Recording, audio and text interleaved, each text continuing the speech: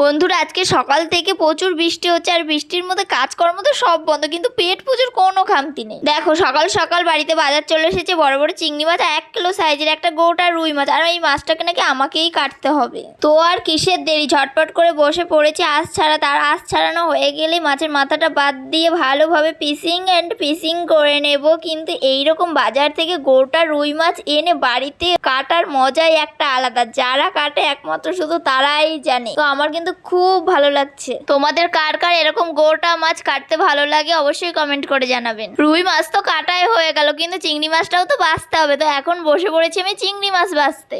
আর বন্ধুরা, চিংড়ি মাছের মধ্যে নোংরা কোথায় থাকে জানো? এই যে চিংড়ি মাছের পিঠের উপরে যেই অংশটা, ওর মধ্যে কালো সরু একটা সুতোর মতো, এই যে যেটা আমি বার করে ফেলে দিলাম। এই নোংরাটা কিন্তু অবশ্যই ফেলতে হবে, না হলে কিন্তু শরীর খারাপ হতে পারে। দেখো, আমার সব মাছ বাছা কমপ্লিট আর সব ধুয়ে ফ্রেশ করে নিয়ে এলাম। এইদিকে আমিও স্নান করে ফ্রেশ হয়ে চলে এলাম রান্নাঘরে। আর এসে দেখছি শাশুড়িমা মেনুটা চেঞ্জ করে ফেলেছে। এ কি দেখি, কড়াইতে মাছের বদলে মাংস। যাই হোক, মাংসটাও কিন্তু আজকে জমে যাবে। আর মাছটা না হয় ফ্রিজ থেকে বার করে কালকেই খেয়ে নেবো। আজকের মেনুতে কি হয়েছে বলে দিই। চিংড়ি মাছ ভাপা তো রেডি হয়ে গেছে, আর মাংস সাদা ভাত, বাঙালিদের সিম্পল খাবার। ভালো মন্দ রান্না করতে কিন্তু আমার মন্দ লাগে না, আমি তো রান্না করে জমিয়ে খাওয়া। আর তোমরা যদি এইরকম মেনুগুলো দেখতে চাও তাহলে অবশ্যই পাশে থাকবেন ভালোবাসা দিয়ে। টাটা, সবাই খুব ভালো থেকো।